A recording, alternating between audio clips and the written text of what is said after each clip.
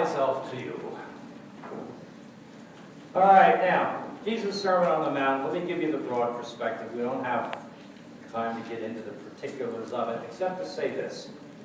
Whenever you are looking at another human being, whether that be your spouse, a friend, a member of the congregation, a workmate, or whatever, and you get irritated with them, or resentful to them, or angry at them, or mad at them, or whatever it is, you will always demonize them.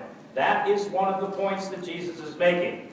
That part of your calling as a Christian, as a person of God, a follower of God, and a believer in Jesus, is that you are not called to demonize anybody, but in fact to see them as a fully human being. And in order to see somebody as a fully human being sometimes takes time in order to do that. We've all had the experience of having abbreviated conversations where you'll say something to a friend or a spouse or girlfriend or boyfriend, and then they'll come back and they'll say something to you that seems like it's coming out of left field. And then you'll respond to that, and pretty soon whatever you originally were trying to communicate gets so entirely screwed up that you can't even remember what you were trying to talk about because things are just a big mess. And that's what Jesus is talking about. What ends up happening is that we end up demonizing each other to the point where we are no longer fully functioning human beings in each other's eyes, but are less than fully human. And that is why Jesus said, don't call somebody a moron. I don't think the translation in here was more socially acceptable. I gave you the literal translation, I think. What did they call you? Fool. Yeah. The literal translation is moron. Yeah. Or get angry at somebody. I mean, the easiest thing in the world is to get angry at somebody because you can get so righteously angry at them because they are morons. And there's just no question about it. Here's the problem. What happens, in order to have somebody be a moron or to be angry at them on a consistent basis, you have to dehumanize them. In other words, you have to diminish them a little bit. Bring them down, keep bringing them down to a level that you can control them. And that is what Jesus is talking about in every one of these pieces of the Sermon on the Mount. That your calling as a Christian is not to demonize or diminish or dehumanize anybody that you have contact with, but in fact to take whatever time is necessary so that you can have a fully human relationship with that person. And you'll notice that he does not give a time limit on how long that may or may not take.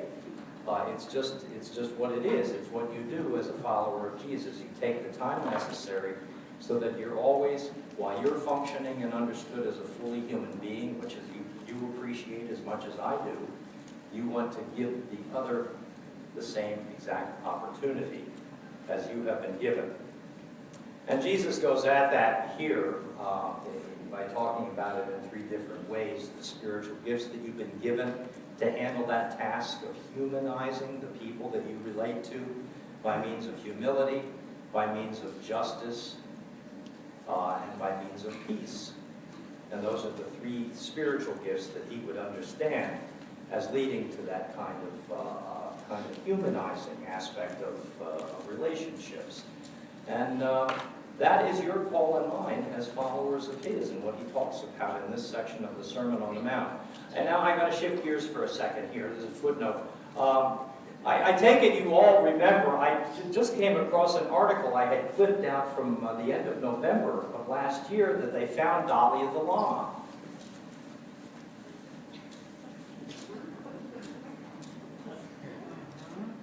Oh, yeah, you don't remember and you don't much care, do you? Well, too bad for you, because poor Dolly the llama up in Mount Holly Township in Michigan in November of this last year was demonized as some kind of horrendous monster, person-eating monster animal running around Mount Holly Township because nobody knew what a llama looked like except on the Nature Channel.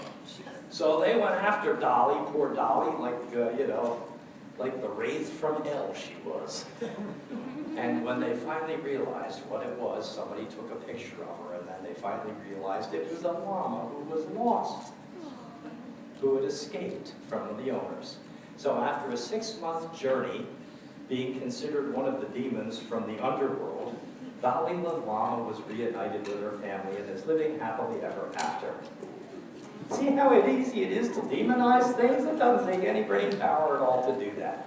The other thing, I think, since because we have so much snow, I support PBS. I think it's a good thing. They're a little boring and a little dry from time to time. Okay, but I like the Cookie Monster and the new Vegetable Monster, or whatever the heck it is. But I was watching the Nature Channel, and they were talking about Easter Island. And you know what? There's no snow on Easter Island in the Pacific. It's 85, 90 degrees. It's really nice. The beaches are pristine, and it's really wonderful. And I was watching it mostly because they had it on. It was a working example of how human beings and their environment can relate to each other in a healthy way so that both sustain each other in a good way. And if it's on repeat, which you know on PBS will be about 50 times over the next year or two, watch it. It was really well done to see how you can love the world that you're a part of and how it will in fact love you back. And I thought that was very appropriate for Jesus' understanding of the Sermon on the Mount, that you also, as we tend to do, right, as modern Americans, we've tended to think of nature as an it, rather than as a she or a he, something that is part of our lives. I know the snow right now, no, is not part of my life, I'm sorry. But think about it. How else will you survive mentally if you don't just accept that it is part of your life, in fact, and it is part of who you are and helps to define you as you help to define it?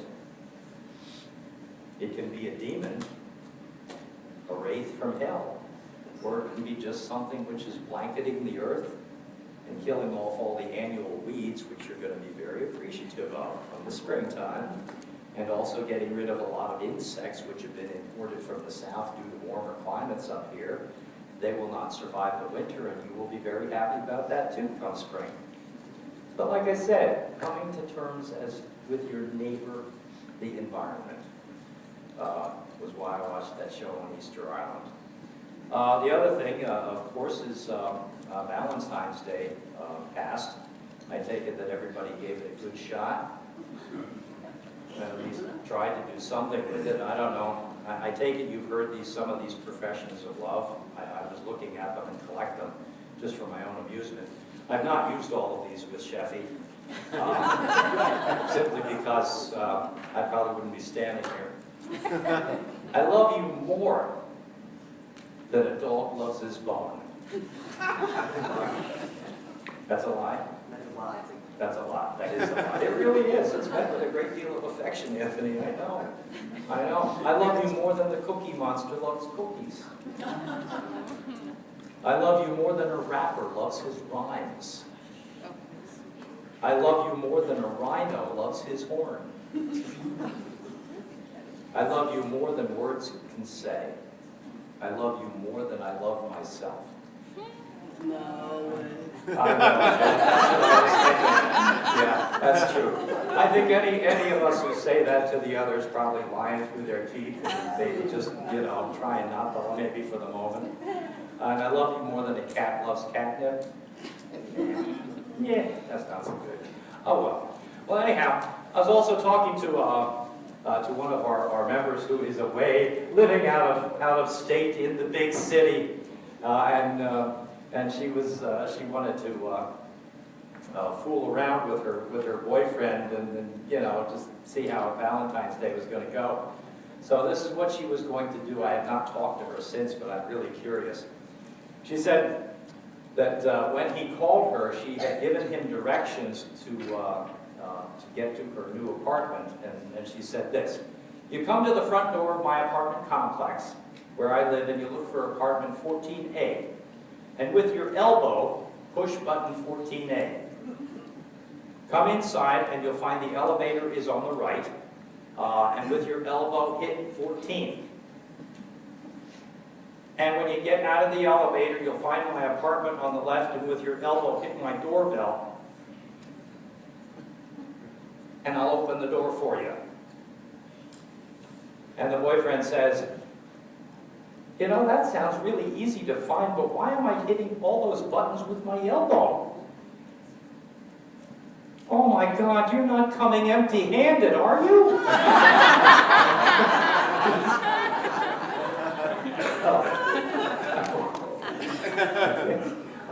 So yeah, I have to call her this week and check in to see how that works out. That sounds pretty good. Hey, listen, ladies, guys, if your lady or guy doesn't have a sense of humor, it's time to bow out and go away. Okay? Without marriage, without humor, relationship without humor, it's just not going anywhere. Yes, I know. But in any case, when you think about the Sermon on the Mount, what Jesus was trying to talk about in terms of the depth of a relationship, the one thing he would be saying all the time is that you have to dig into it. And that takes time and energy and focus to do it. And also at the moment that you begin to demonize somehow or diminish another person, you know you're on a very bad path, and you need then to get back and make the amends. That's where this conversation about anger and insults and all of that kind of stuff comes in. You've got to make amends right away and get after that quickly and efficiently. I was just reading a short article by Steve Stosny on love, marriage, and uncertainty. And he says that lots of research shows that love is more effective at bringing us together than keeping us together. You may have heard the saying, love is easy, relationships are hard. And the truth is, relationships are hard because love is easy. And with the exception of resentment, no emotional experience has more illusion of certainty than love. Wonder why resentment? Except that resentment is rooted, at least in the Bible, in envy and pride. And that you can get resentful of people because either if you can't get up to whatever you think their standard is, you have to diminish them and bring them down a level or two. That's how resentment functions.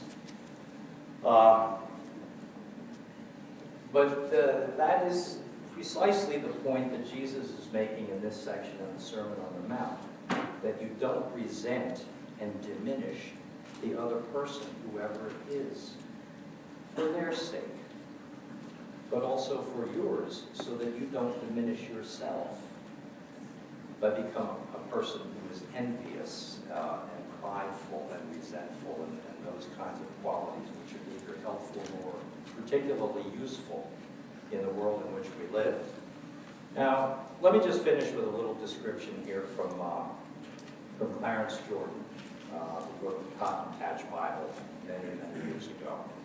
And he writes this when he's talking about the love of God, which we know through Jesus and through the Sermon on the Mount.